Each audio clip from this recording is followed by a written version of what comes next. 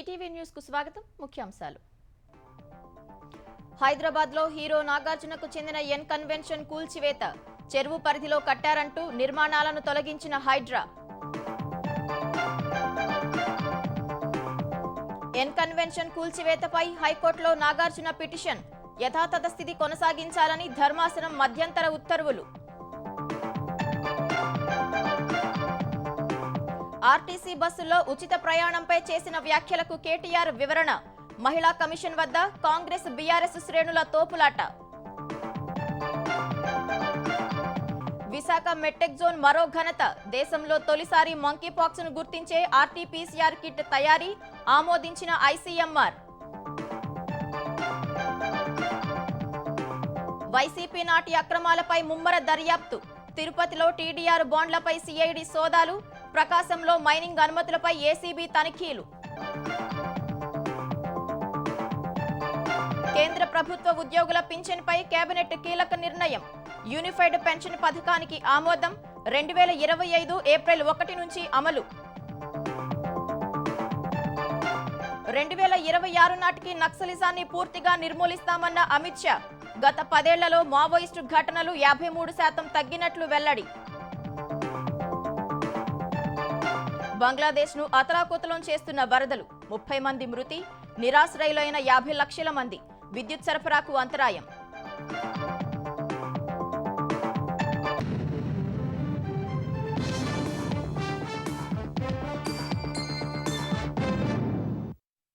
మాదాపూర్లో సినీ నటుడు నాగార్జునకు సంబంధించిన N convention సెంటర్ను హైడ్రా కూల్చివేసింది.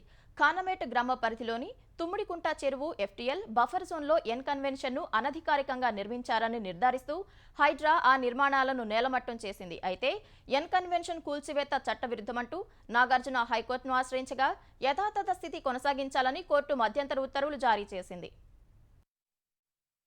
హైదరాబాద్ పరిసర ప్రాంతాల్లో చెరువులు కుంటల్లో అక్రమ నిర్మాణాలపై ఉక్కుపాదం మోపుతున్న హైడ్రా ఖానమేట్ గ్రామ పరిధిలో 29.6 ఎకరాల్లో విస్తరించి ఉన్న తుమ్మిడికుంట చెరువులో ఆక్రమణల తొలగింపుపై దృష్టి పెట్టింది. ఈ మేరకు మాదాపూర్లో సినీ నటుడు అక్కినేని నాగార్జునకు చెందిన ఎన్ కన్వెన్షన్ ను కూల్చివేసింది. ఈ ఉదయం తెల్లవారుజాము నుంచి భారీ పోలీసు బందోబస్తు మధ్య హైడ్రా బలగాలు ఎన్ కన్వెన్షన్ ను నేలమట్టం చేశాయి. కన్వెన్షన్ కు వెళ్లే దారులన్నీ మూసివేసి భారీ క్రేన్లు ఇతర యంత్రాల సాయంతో నిర్మాణాలను కూల్చివేశారు. అక్కినేని నాగార్జున తన భాగస్వామి నల్ల ప్రీతం రెడ్డితో కలిసి తుమ్మిడి చెరువు పరిధిలోని 3.5 ఎకరాలు కబ్జా చేసి ఎన్ కన్వెన్షన్ నిర్మాణం చేపట్టారని తెలంగాణ రోడ్లు భవనాల శాఖ మంత్రి కోమటిరెడ్డి వెంకటరెడ్డి ఈ నెల 21న హైడ్రాకు లేఖ రాశారు. తుమ్మిడికుంట ఎఫ్టీఎల్ బఫర్ జోన్ లో ఎన్ కన్వెన్షన్ ఆక్రమణలు చేపట్టినట్టు తన లేఖలో కోమటిరెడ్డి వెంకటరెడ్డి వివరించారు. ఎన్ కన్వెన్షన్ కు సంబంధించి శాటిలైట్ ఫోటోలతో సహా ఆధారాలను హైడ్రాకు అందించారు. ఈ అంశాలపై విజిలెన్స్ విచారణ జరిపి రంగంలోకి దిగిన హైడ్రా సుమారు 6 గంటల్లో ఎన్ కన్వెన్షన్ లోని ప్రతి అంగుళాన్ని కూల్చివేసింది.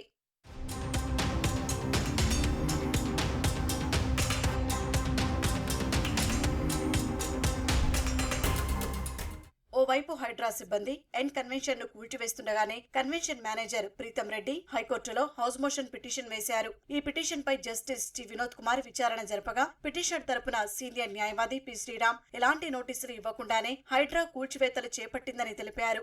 ఎన్ కన్వెన్షన్ నిర్మాణంపై ఇప్పటికే కోర్టులో కేసు నడుస్తోందని తెలిపారు. 2010-12 సంవత్సరంలో నిర్మాణం పూర్తయిన తర్వాత తమ భూమి చెరువు పరిధిలోకి వచ్చిందని నాటి ప్రభుత్వం నోటీసులు జారీ చేసినట్టు తెలిపారు. ఆ భూమిపై 3-4 సర్వే నివేదికలు కోర్టులో ఉన్నాయని తెలిపారు. అలాగే 9 కోట్ల రూపాయలు డిపాజిట్ చేసి ప్రభుత్వ ఆరోపణలు నిరూపిస్తే తమ నిర్మాణానికి తగిన మార్పులు చేస్తామని ఎన్ కన్వెన్షన్ యాజమాన్యం చెప్పినట్టు తెలిపారు. అటు తుమ్మిడికుంట ఎఫ్టీఎల్ పరిధిలో నిర్మాణం ఉన్నందునే కూల్చివేస్తున్నట్లు ప్రభుత్వ న్యాయవాది కోర్టుకు తెలిపారు. ఈ వాదనలు విన్న కోర్టు ఎన్ కన్వెన్షన్ కూల్చివేతలపై మధ్యంతర ఉత్తర్వులు ఇచ్చింది. ఈ ఉత్తర్వులు అందే సమయానికే ఎన్ కన్వెన్షన్ పూర్తిగా నేలమట్టం కాగా కోర్టు ఉత్తర్వులు అందిన తర్వాత హైడ్రా అక్కడ కూల్చివేతలను నిలిపివేసింది. తుమ్మిడికుంట చెరువు పరిధిలో మరోవైపు ఉన్న అక్రమ నిర్మాణాల కూల్చివేత చేపట్టింది. చెరువు మధ్యలో మట్టిపోసి అక్రమ నీటి వ్యాపారం చేసేందుకు వేసిన షెడ్లు, ప్లాస్టిక్ వస్తువులు సేకరిస్తూ నిల్వ చేసేందుకు నిర్మించిన సుమారు 10 రేకుల షెడ్లను హైడ్రా నేలమట్టం చేసింది. ఎన్ కన్వెన్షన్ కూల్చివేతపై సామాజిక మాధ్యమం ఎక్స్లో స్పందించిన నాగార్జున కోర్టు ఉత్తర్వులకు విరుద్ధంగా కూల్చేయడం బాధాకరమన్నారు. ఈ ఉదయం కూల్చివేతకు ముందు తమకు నోటీసులు ఇవ్వలేదన్నారు. చట్టాన్ని ఉల్లంఘించే చర్యలకు తాము పాల్పడలేదని, పట్టా భూమిలోనే ఎన్ కన్వెన్షన్ నిర్మించామన్నారు. ఒక్క అంగుళం భూమి కూడా ఆక్రమించలేదని వివరించారు. కూల్చివేత కోసం గతంలో ఇచ్చిన నోటీసుపై కోర్టు స్టే ఇచ్చిందన్న నాగార్జున, కేసు కోర్టులో ఉండగానే ఇలాంటి చర్యలు చేపట్టడం సరికాదన్నారు. తప్పుడు సమాచారంతో చట్టవిరుద్ధంగా కూల్చివేశారన్న ఆయన, కోర్టు తమకు వ్యతిరేకంగా తీర్పు ఇస్తే తామే కూల్చివేసేవాళ్లమని చెప్పారు. తాజా పరిణామాలతో తాము ఆక్రమణలకు పాల్పడినట్లు ప్రజలకు తప్పుడు సంకేతాలు వెళ్తాయని నాగార్జున తన పోస్టులో వివరించారు. తుమ్మిడికుంట చెరువులో అనధికారిక నిర్మాణం చేయడం వల్లే అక్కినేని నాగార్జునకు సంబంధించిన ఎన్ కన్వెన్షన్ కూల్చివేసినట్లు హైడ్రా స్పష్టం చేసింది. ఎన్ కన్వెన్షన్ కు జీహెచ్ఎంసీ నుంచి ఎలాంటి భవన నిర్మాణ అనుమతులు లేవని, ఏ న్యాయస్థానం కూడా స్టేలు ఇవ్వలేదని హైడ్రా కమిషనర్ రంగనాథ్ వెల్లడించారు. తుమ్మిడికుంట చెరువులోని ఎఫ్టీఎల్ బఫర్ జోన్లలోని ఆక్రమణల తొలగింపులో భాగంగానే ఎన్ కన్వెన్షన్ ను తొలగించినట్లు తేల్చి చెప్పారు. తుమ్మిడికుంట చెరువు ఎఫ్టీఎల్ బఫర్ జోన్లపై హెచ్ఎండిఏ 2014లోనే ప్రాథమిక నోటిఫికేషన్ ఇవ్వగా ఎన్ కన్వెన్షన్ హైకోర్టును ఆశ్రయించినట్లు చెప్పారు. ఎఫ్టీఎల్ నిర్ధారణకు చట్టబద్ధమైన ప్రక్రియను అనుసరించాలని కోర్టు ఆదేశించినట్లు రంగనాథ్ చెప్పారు. ఈ మేరకు ఎన్ కన్వెన్షన్ యాజమాన్యం సమక్షంలోనే ఎఫ్టీఎల్ సర్వే జరిగినట్లు తెలిపారు. ఆ సర్వే నివేదికపై 2017లో ఎన్ కన్వెన్షన్ మియాపూర్ అదనపు జిల్లా కోర్టును ఆశ్రయిస్తే ఆ పిటిషన్ పెండింగ్ ఉన్నట్లు హైడ్రా కమిషనర్ తెలిపారు. అలాగే ఎఫ్టీఎల్ పరిధిలో 1 ఎకరా 12 గుంటలు, బఫర్ జోన్లో 2 ఎకరాల 18 గుంటలు ఆక్రమించి అనధికారిక నిర్మాణాలు చేపట్టారని రంగనాథ్ వివరించారు. వాటికి జీహెచ్ఎంసీ నుండి ఎలాంటి అనుమతులు లేవని వెల్లడించారు. ఆక్రమణల కారణంగా తుమ్మిడికుంట చెరువు నీటి నిల్వ సామర్థ్యం 50 నుంచి 60% తగ్గిందని తెలిపారు. ఈ కారణంగా దిగువన ఇళ్లలోకి వరద నీరు చేరి నష్టం జరుగుతోందని తెలిపారు. ఈ అంశాలను దృష్టిలో పెట్టుకునే తుమ్మిడికుంట చెరువు ఆక్రమణలు తొలగించినట్లు రంగనాథ్ వివరించారు. చెరువుల్లో ఆక్రమణల కూల్చివేతలపై కాంగ్రెస్, బీఆర్ఎస్ పరస్పర విమర్శలతో నాటకాలు ఆడుతున్నాయని మెదక్ ఎంపీ రఘునందన్ రావు ఆరోపించారు. ఎన్ కన్వెన్షన్ ను కూలగొట్టాలని 2014లోనే ఉమ్మడి ఆంధ్రప్రదేశ్ హైకోర్టు ఉత్తర్వులు జారీ చేసిందన్నారు. ఇన్నాళ్లు కూల్చివేయకుండా ఎవరు ఆపారని రఘునందన్ ప్రశ్నించారు. బీఆర్ఎస్ హయాంలో పురపాలక శాఖ మంత్రిగా కేటీఆర్ చేసిన పాపాలకు లెక్కే లేదని విమర్శించారు. రాజకీయ ప్రత్యర్థులను ఇబ్బంది పెట్టేందుకు కాకుండా హైడ్రాను సదుద్దేశంతో ఏర్పాటు చేసి ఉంటే అన్ని పార్టీల నేతల అక్రమ కట్టడాలను కూలగొట్టాలని రఘునందన్ రావు డిమాండ్ చేశారు. జొన్నవాడ ఫామ్ హౌస్ కొట్టేందుకు రేవంత్ రెడ్డికి ఎందుకు భయం అవుతుంది? సొంత పార్టీ వాడు పల్లంరాజుది కొట్టేసారు కదా, కేంద్ర మంత్రిగా చేసిన ఆయనది. కవితను ఎందుకు కాపాడుతున్నారు? కేటీఆర్ ఎందుకు కాపాడుతున్నారు? హరీష్ ని ఎందుకు కాపాడుతున్నారు? 2014లో హైకోర్టు కూలగొట్టమన్న తర్వాత 2024 దాకా ఎన్ కన్వెన్షన్ నడిపించి ఆదాయం తీసుకున్నటువంటి హీరోని ముక్కుబిండి ప్రతి పైసా ఆయన దగ్గర నుంచి వసూలు చేసి ప్రభుత్వ ఖజానాల గట్టు రిజెంట్ గా అరెస్ట్ చేయాల్సింది, మొదటి ముద్దాయం చేయాల్సింది. ఈ చెరువుల ఆక్రమణలకు అన్నింటికి ఎవరంటే మున్సిపల్ అడ్మినిస్ట్రేటివ్ మినిస్టర్ గా 10 సంవత్సరాలు పనిచేసినటువంటి కేటీఆర్ గారిని అరెస్ట్ చేయాలని ఈ రాష్ట్ర ప్రభుత్వానికి నేను డిమాండ్ చేస్తాను.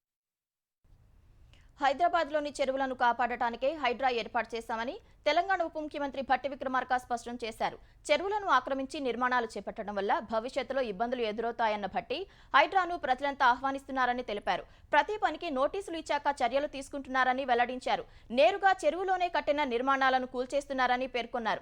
రాష్ట్ర విభజనకు ముందు, తర్వాత చెరువుల ఆక్రమణలు గుర్తిస్తున్నామన్న భట్టి పూర్తి వివరాలను ప్రజల ముందు ఉంచుతామని తెలిపారు. బఫర్ జోన్ కూడా కాదు, నేరుగా లేక్స్లో కట్టినటువంటి వాటిపైనే ముందుగా చర్యలు తీసుకుంటున్నారు. ఈ 10 ఏళ్లలో హైదరాబాద్ నగరానికి సంబంధించిన లేక్స్ అన్నీ ఎన్ని ఆక్రమణకు గురయ్యాయి, ఎన్నింటిలో పెద్ద పెద్ద సంస్థలు, వ్యవస్థలు బిల్డింగ్లు కట్టుకున్నారు, టవర్స్ కట్టారు నగరాన్ని లేకుండా అనేది year wise remote sensing satellite pictures తీయమని చెప్పాను. వాటన్నిటిని తీసి అధికారికంగా వారికి అందిస్తున్నాం. వాటన్నిటిని ప్రజల ముందు కూడా పెడతాం. చట్టం లోబడే నిర్ణయాలు తీసుకోవాలని చెప్పాం. అట్లాగే జరుగుతుంది. చెరువు బఫర్ జోన్ను ఆక్రమించి నిర్మాణాలు చేపట్టారని బీఆర్ఎస్ ఎమ్మెల్యే పల్లా రాజేశ్వర్ రెడ్డిపై కేసు నమోదైంది. మేడ్చల్ జిల్లా ఘట్కేసర్ మండలం వెంకటాపూర్ రెవెన్యూ పరిధిలోని నాదం చెరువు బఫర్ జోన్లో అక్రమ నిర్మాణాలు చేపట్టినట్లు పోలీసులు ఆయనపై కేసు నమోదు చేశారు. చెరువు పరిధిలోని ఎకరంన్నర భూమిని ఆక్రమించి అనురాగ్ ఇన్స్టిట్యూషన్ నిర్మాణాలు అక్రమంగా చేపడుతున్నారని నీటిపారుదల శాఖ ఏఈ పరమేశ్ పోలీసులకు ఫిర్యాదు చేశారు. ఈ మేరకు అనురాగ్ విద్యా సంస్థలకు చైర్మన్ పల్లా రాజేశ్వర్ రెడ్డిపై పోచారం ఐటీసీ పోలీసులు కేసు నమోదు చేశారు. కాంగ్రెస్ ప్రభుత్వం తనపై అనురాగ్ విద్యా సంస్థలపై కక్షపూరితంగా వ్యవహరిస్తోందని బీఆర్ఎస్ ఎమ్మెల్యే పల్లా రాజేశ్వరరెడ్డి ఆరోపించారు. గాయత్రి ట్రస్ట్, అనురాగ్ సంస్థలు నాదం చెరువు పరిధిలో నిర్మాణాలు చేపడుతున్నట్లు నీటిపారుదల శాఖ అధికారి ఫిర్యాదు చేస్తే కనీస సమాచారం ఇవ్వకుండా పోలీసులు ఎఫ్ఐఆర్ నమోదు చేశారని తెలిపారు.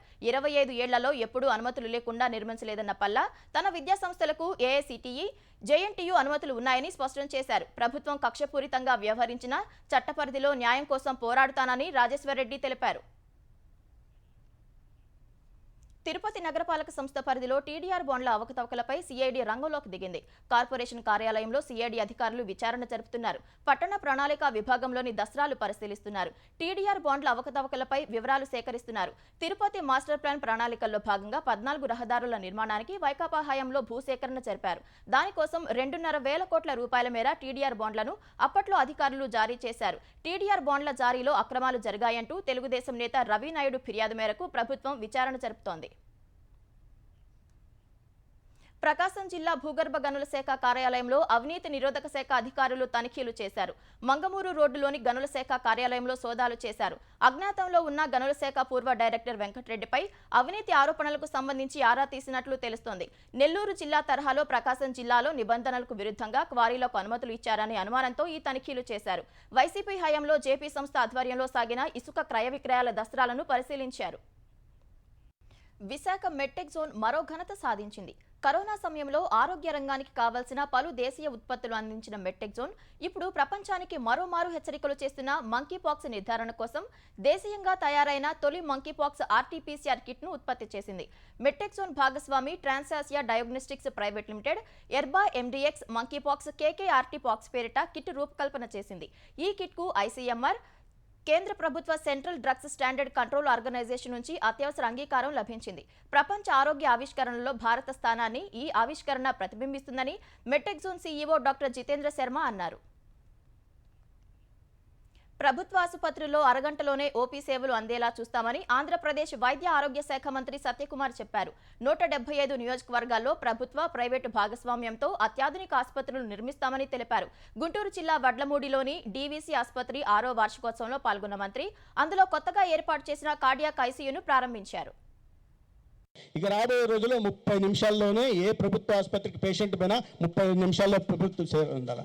తర్వాత వాళ్ళు ఓపీకి వెళ్ళిన తర్వాత మళ్ళీ వాళ్ళు ఏదో రక్త పరీక్షలు రాస్తే వాళ్ళు ఆసుపత్రి చుట్టూ తిరుక్కుంటూ ఉండకుండా ఆ ఓపీ పక్కనే రూమ్ ఉండేలాగా రక్త పరీక్షలు చేయాలి. రక్త పరీక్ష చేసిన తర్వాత మళ్ళీ మరుసటి రోజు ఓపీకి వచ్చి వాళ్ళు రాత్రి అక్కడే ఉండి ఏ చెట్టు కిందనో ఉండి బంధువుల ఇంట్లోనే ఉండాల్సిన పరిస్థితి, దౌర్భాగ్య పరిస్థితి కల్పించకుండా అదే రోజు పరీక్షలు చేసి మళ్ళీ మధ్యాహ్నం ఓపీలో మళ్ళీ ఆ డాక్టర్ దగ్గరికి తీసుకెళ్ళి తద్వారా మెరుగైన వైద్య సేవలు అందించేట్లా తక్షణమైన తీసుకోవాల్సిన కార్యక్రమాలు అనేక రకాలైన 30 సూత్రాల కార్యక్రమాన్ని తీసుకొచ్చాం.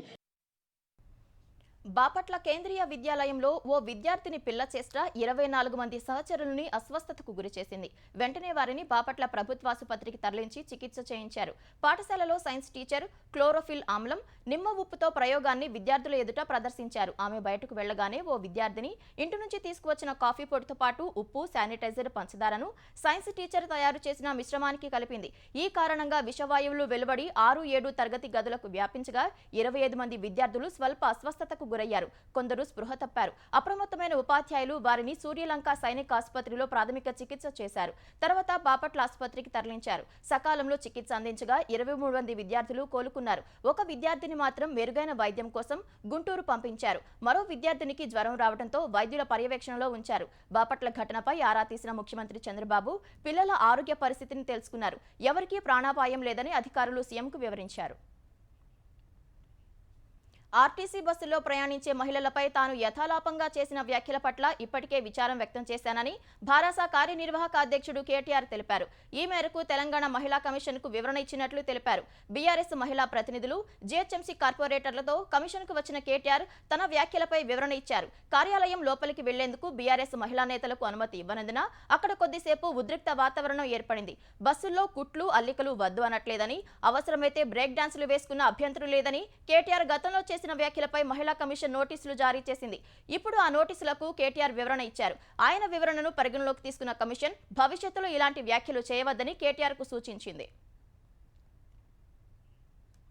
మహిళలపై అభ్యంతరకర వ్యాఖ్యలు చేసిన కేటీఆర్ బహిరంగ క్షమాపణలు చెప్పాలని కాంగ్రెస్ నేతలు హైదరాబాద్ బుద్ధభవన్ వద్ద ఆందోళనకు దిగారు. క్షమాపణలు చెప్పే వరకు కేటీఆర్ ను వదిలిపెట్టబోమని మహిళా కమిషన్ కార్యాలయం ఎదుట కాంగ్రెస్ మహిళా విభాగం అధ్యక్షురాలు సునీత నేతృత్వంలో బైఠాయించారు. కాంగ్రెస్ కు పోటీగా బీఆర్ఎస్ మహిళా శ్రేణులు ఆందోళనకు దిగగా ఉద్రిక్తత నెలకొంది. పరస్పరం తోపులాటలు, నినాదాలతో మహిళా కమిషన్ కార్యాలయం వద్ద పరిస్థితి రణరంగంగా మారింది. రెండు పార్టీల శ్రేణులను నిలువరించడానికి సరిపడా మహిళా పోలీసులు లేనందున పరిస్థితిని అదుపు చేయడానికి పోలీసులు ఇబ్బందులు పడ్డారు.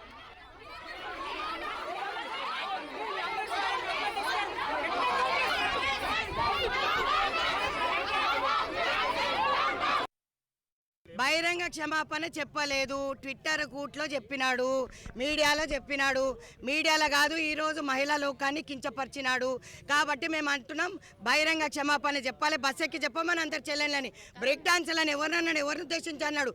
బస్సులలో ట్రావెల్ చేసే గరీబోళ్ళని పట్టుకొని అన్నాడు. కాబట్టి ఆ సోదరి మనందరికీ కూడా క్షమాపణ చెప్పాలని చెప్పి కోరుతున్నాం. మహిళా కమిషన్ ముందు విచారణకు హాజరైతే కాంగ్రెస్ రాజకీయం చేయడం దారుణమని బీఆర్ఎస్ కార్యనిర్వాహక అధ్యక్షుడు కేటీఆర్ మండిపడ్డారు.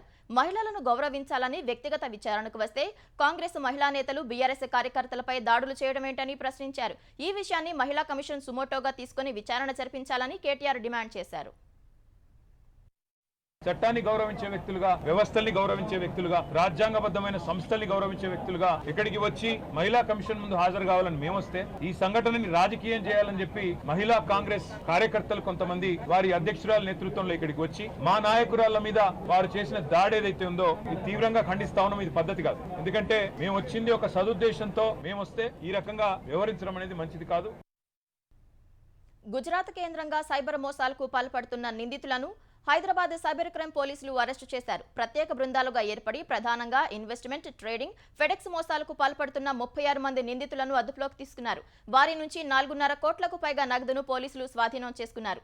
నిందితులపై దేశవ్యాప్తంగా 1000కి పైగా కేసులు ఉన్నాయని హైదరాబాద్ సిపి కొత్తపల్లి శ్రీనివాసరెడ్డి తెలిపారు. 20 కేసులో నిందితులు 12 కోట్లకు పైగా మోసగించారన్న సిపి సెల్ కంపెనీలకు చెందిన నకిలీ స్టాంపులు సీజ్ చేశామని తెలిపారు. చదువుకున్న వారు సైతం సైబర్ మోసాలకు గురికావడంపై శ్రీనివాసరెడ్డి ఆందోళన వ్యక్తం చేశారు. ప్రజలు అత్యాశకు పోకుండా తెలివిగా వ్యవహరించాలని సిపి సూచించారు. రాజకీయ సంక్షోభంతో అల్లాడుతున్న బంగ్లాదేశ్ను భీకరమైన వరదలు చుట్టుముట్టి 30 మంది మరణించారు. లోతట్టు ప్రాంతాలు జలమయం కాగా దాదాపు 50 లక్షలకు పైనే ప్రజలపై వరదలు ప్రభావం చూపాయి. త్రిపురకు తూర్పున ఉన్న బంగ్లాదేశ్ సరిహద్దు ప్రాంతాల్లో కురిసిన వర్షాలకు లోతట్టు ప్రాంతాలు నీట మునిగాయి. పలు ప్రాంతాల్లో వంతెనలు, రోడ్లు కొట్టుకుపోయి రవాణా సౌకర్యాలు స్తంభించాయి. విద్యుత్ సరఫరాకు అంతరాయం ఏర్పడి చాలా ప్రాంతాలు అంధకారంలో మగ్గుతున్నాయి. నదుల్లో ప్రవాహం ఉరకలేస్తుండగా వేలాది ఎకరాలను వరద ముంచెత్తింది. వేల సంఖ్యలో ఇళ్లు జలదిగ్బంధంలో చిక్కుకున్నాయి. 3 దశాబ్దాల్లో అత్యంత తీవ్రమైన వరదలను చూస్తున్నట్లు బంగ్లా వాతావరణ శాఖ వెల్లడించింది. భారీ వర్షాలు కొనసాగుతుండటం వల్ల పరిస్థితులు మరింత దిగజారే ప్రమాదం ఉందని ఆందోళన వ్యక్తం చేసింది. అటు వరద ప్రభావిత ప్రాంతాల్లో సహాయ చర్యలు ముమ్మరంగా సాగుతున్నాయి. పడవలు, ఇతర వాహనాల్లో బాధితులను పునరావాస కేంద్రాలకు తరలిస్తున్నారు. ఆహారం, మందులు, ఇతర సామాగ్రిని అందిస్తున్నారు. ప్రభుత్వ ఉద్యోగుల నుంచి పాత పెన్షన్ స్కీమ్ కోసం డిమాండ్లు పెరుగుతున్న వేళ ఈ అంశంపై కేంద్రం కీలక నిర్ణయం తీసుకుంది. ఎన్పీఎస్ కు బదులు కొత్తగా ఏకీకృత పెన్షన్ స్కీమ్ యూపీఎస్ ప్రారంభించాలని నిర్ణయించింది. ఈ మేరకు ప్రధాని నరేంద్ర మోదీ అధ్యక్షతన జరిగిన మంత్రివర్గ సమావేశంలో నిర్ణయం తీసుకుంది. డాక్టర్ సోమనాథన్ నేతృత్వంలోని కమిటీ సిఫార్సు మేరకు యూపీఎస్ కు ఆమోదించినట్లు భేటీ తర్వాత సమాచార శాఖ మంత్రి అశ్విని వైష్ణవ్ తెలిపారు. యూపీఎస్ పథకం ద్వారా 23 లక్షల మంది కేంద్ర ప్రభుత్వ ఉద్యోగులకు లబ్ధి కలుగుతుందన్నారు. 2025 ఏప్రిల్ 1 నుంచి కొత్త పథకం అమల్లోకి వస్తుందని చెప్పారు. 25 ఏళ్లు సర్వీసు చేసి రిటైర్ అయిన ఉద్యోగికి చివరి 12 నెలల బేసిక్ వేతనం సగటులో 50% పింఛనుగా అందనున్నట్లు కేంద్ర మంత్రి తెలిపారు.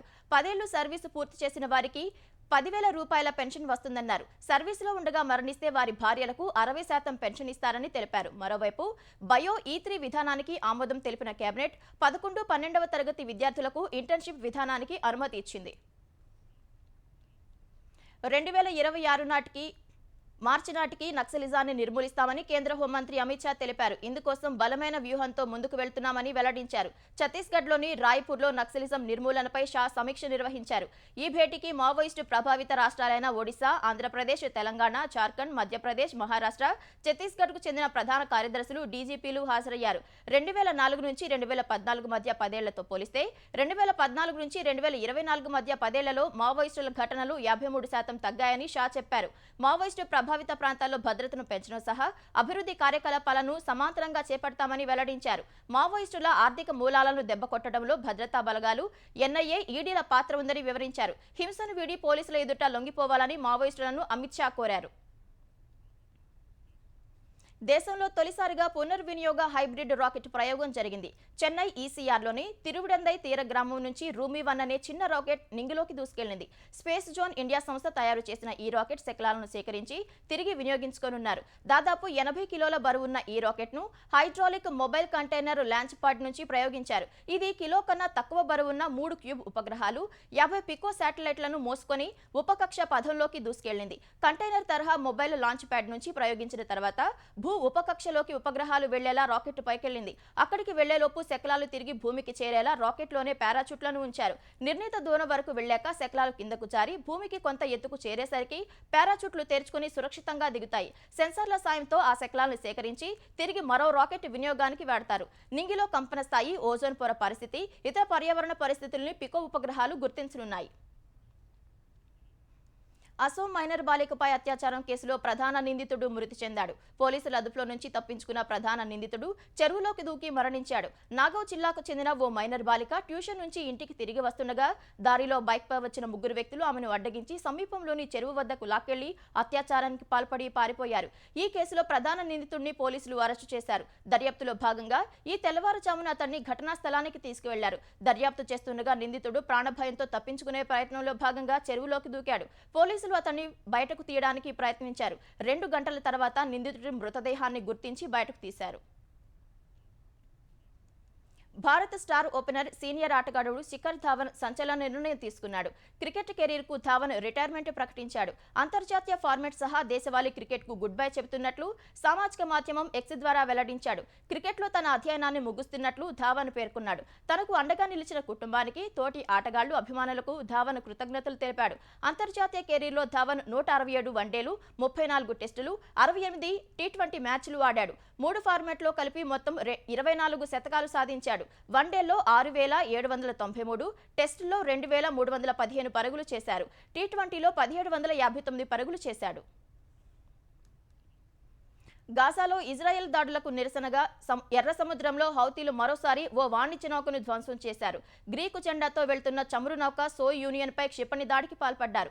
ఈ దాడిలో తగలబడిపోతున్న నౌక వీడియోను హౌతీలు విడుదల చేశారు. ఆ నౌకలో 25 మంది ఫిలిపినోలు, రష్యన్లు, 4 ప్రైవేట్ భద్రతా సిబ్బంది ఉన్నట్లు తెలిసింది. ఈ దాడి తర్వాత సమీపంలోని ఓ ఫ్రెంచ్ డిస్ట్రాయర్ ఆ సిబ్బందిని జిబౌటీకి తీసుకువెళ్లినట్లు ఆస్పైట్స్ నావికాదళం తెలిపింది. ప్రస్తుతానికి ఆ నౌక దాడి జరిగిన ప్రాంతంలోనే లంగరు వేసి ఉంది. అది మెల్లమెల్లగా మునిగిపోతున్నట్లు సమాచారం అందింది. సో యూనియన్లో 150,000 టన్నుల ముడి చమురు ఉంది. సో యూనియన్ పై దాడి చేసిన వెంటనే మరో వాణిజ్య నౌకపై కూడా హౌతీలు దాడులు చేసినట్లు తెలిసింది. ఈ దాడిపై హౌతీలు ఎలాంటి ప్రకటన, వీడియో విడుదల చేయలేదు.